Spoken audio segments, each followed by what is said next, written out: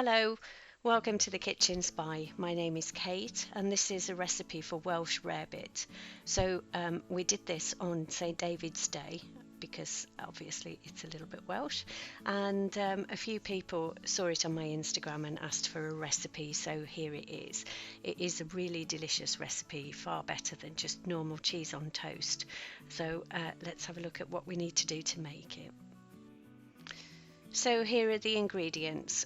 You'd have pretty much all of these in your store cupboard probably, and it just does make a really tasty lunch. So if we just have a look at what we need. So I've got here a teaspoon of Worcester sauce. This is gluten-free Worcester sauce. I've got a heaped teaspoon of Dijon mustard. Then here I've got a teaspoon of plain flour or all-purpose flour and a teaspoon of butter. I'm using low-fat spread actually. Then here I've got a cheese. You can put as much cheese in as you want to, but this happened to weigh a very precise 132 grams, which is about 4.5 ounces. Then I've got 2 tablespoons of beer. This is gluten-free Indian pale ale. But you can use any beer. And then for this recipe, most specifically, I think you need white pepper, not black pepper. And obviously you need a couple of slices of toast.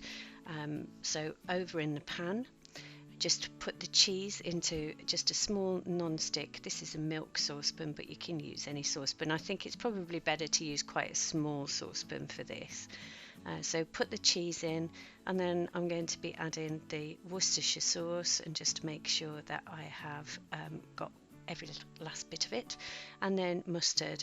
Now you can use dried powdered mustard if you like, or English mustard, well, any mustard I suppose, but I don't tend to have dried mustard in the house, so I'm just going to use Dijon mustard, and it works absolutely fine. So then we just go in with the flour and the butter, and as I said, I'm using low-fat spread actually. This isn't really a very low-fat meal, but I think it's worth it, and it's really tasty. I serve it with a big salad, so it's quite good calorie-wise as well as a meal. And then I'm adding the beer. Then we just mix it all together and heat it over a low heat whilst constantly stirring. As you go through this recipe, it looks really unattractive. It looks really lumpy, but don't worry about it. Those lumps it's not the flour or anything, it's actually just the cheese not quite melting. Now, this amount that I'm doing here was actually enough for myself and my husband. I'm only showing you my half of the meal, but this is enough for 2 people really. You can actually pile this on to the bread as much as you want to, but personally speaking, I like it in quite a thin layer on top of the toast. So what I've done off camera, which we'll see in a minute, is I've just taken 2 little slices of bread from a 400-gram Hovis loaf, and I've toasted those on both sides. I prefer it toasted on both sides because if you just toast one side and then put the sauce on the other, then it tends to get a bit soggy. So this is how I like to make it. So in terms of the name of it, Welsh rarebit, I mean, it sounds a bit weird, and I think originally that it used to be called Welsh rabbit, and it was, or people say, it was about the fact that people couldn't afford meat, so they made this melted cheese dish. It looks nothing like rabbit, so I don't know where that's come from, and I don't know whether that's a whole load of nonsense, but there's Google for you. So we just want to stir this through all the way through until you get a really smooth sauce, and it will come, so don't worry about it at all. And then when it gets to the point where it is really very smooth like this, it's almost like a custard or a roux sauce, then we can go in with the white pepper, and quite a lot of white pepper. Now, the whole point of this meal, in my opinion, is that it's quite a spiky meal, so it's got some really big flavors in there, like the Worcester sauce and the mustard and the white pepper, and it makes it really gorgeous to eat. So once we've done that, then we bubble it away for a short time more, and you can see as I'm moving the saucepan there, the sauce just slides from one side to the other, so it's not sticking at all.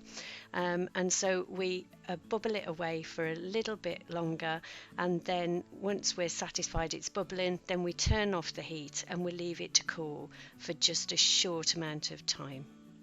I really hope you do try this recipe. It really is very flavoursome, much better than just cheese on toast, but also who doesn't love melted cheese? In terms of making it more low fat, you could actually use low fat cheese, but my personal preference is to use just a little bit less of the full fat variety. I think some things don't really translate into low fat, and cheese is one of those. So over at the counter, here's the toast that I've just toasted in the toaster, and I've got it on a grill tray, and I've lined the grill tray with foil because the sauce does actually leak through. And then you can see the sauce here. What I'm going to do is just put a dollop of the sauce onto each of the bread pieces.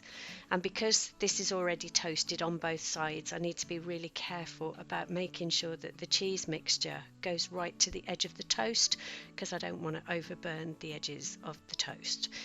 So this is just trial and error really, just putting a dollop on and then spreading it around. And as I said earlier, I've used, well, a little bit less than half of the mixture here for my toast, and then I used the rest on my husband's toast. So here I am just spreading it around, just making sure that I've covered all the edges off, and I'll do the same with the other piece of toast. So I use Hovis. I like the flavour of it, but also the calories are quite good in terms of the fact that it's quite small bread. But I'd rather have a smaller piece of bread and have a really nice flavoursome one like Hovis.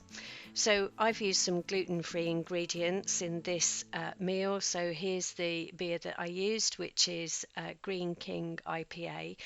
It's actually really very nice. And then this is the flour I always use. I use the white plain flour, but I also use the self-raising too. Anyway, here we are. It's all plated up, and look at that, it just looks lovely, doesn't it? So I put it under the grill just until all of the cheese was melted and starting to go brown. It doesn't take very long, so keep an eye on it.